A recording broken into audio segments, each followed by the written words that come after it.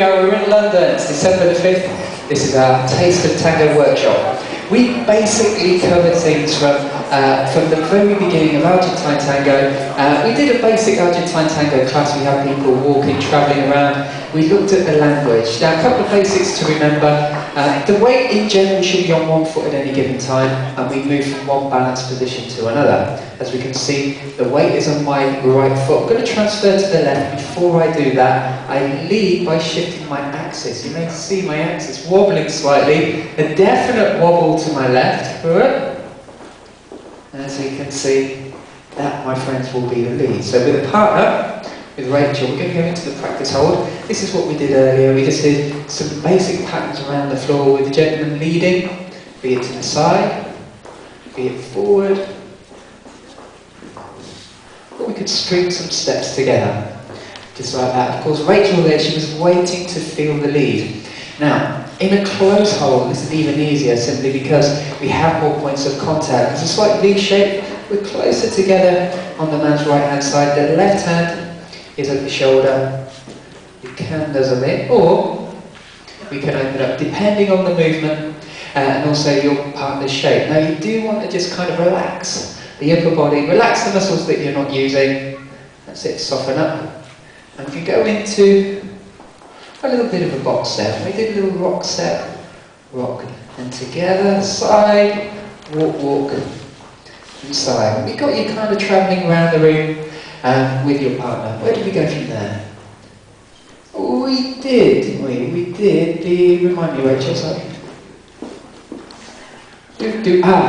Yeah, I remember. Because we did a little tuck behind. Now, in normal circles, normally including crossing first class, normally we wouldn't do. But what we actually did there is we had the gentleman doing this footwork, so allow me to turn my back to you.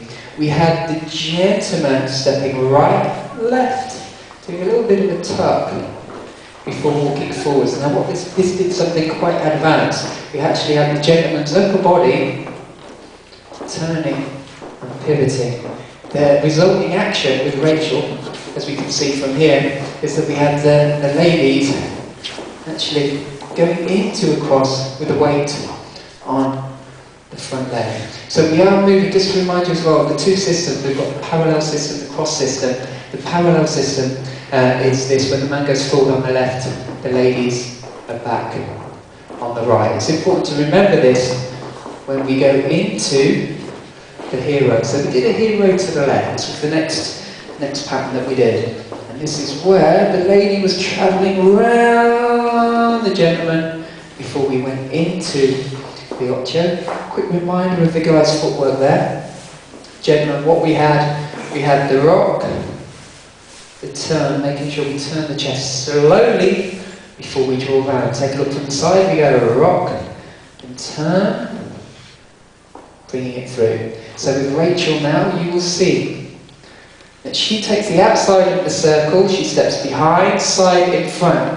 Now if I keep the chest moving, it's going to create space for Rachel to come into a series of ochos. Now, I'd like to draw your attention to an exercise that we did. We had the man's hands in his pockets for this. It's all to remind you, this is what we did. We had the gentleman stepping from one side to another.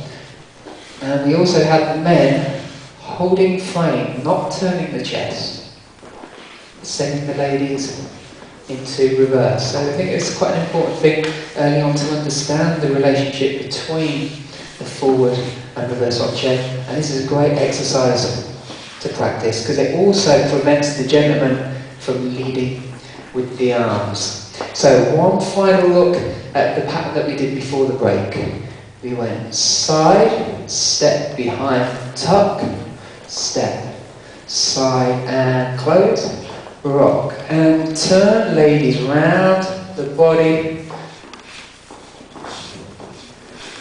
and we close in. You can see me closing in the gap, little change of weight, we're back in parallel now. That took us to the break. After the break, what was next? We did, yes. We then started to look at some of our modern jive patterns, modern jive moves, and we started to integrate some of the movements together. And we gave you a couple of quite nifty moves. This is one that I throw in quite regularly, which is a little rock step turn with a walk through, little rock step turn with a walk through. What else did we do? We also did the little flicks. And we did the other one as well, didn't we? Which was this one here. That's it. So remember, we were taking our foot underneath the lady, sending her into little gancho flicks. So basically using the skill base that we built up earlier and making sure that the chest remains parallel to the lady, all of these moves we can actually fit into freestyle in any way we see fit. Just to remind you that when we do go to a tango milonga, wherever that may be, whether it be at the rock weekenders, the format is always pretty similar. Travelling around the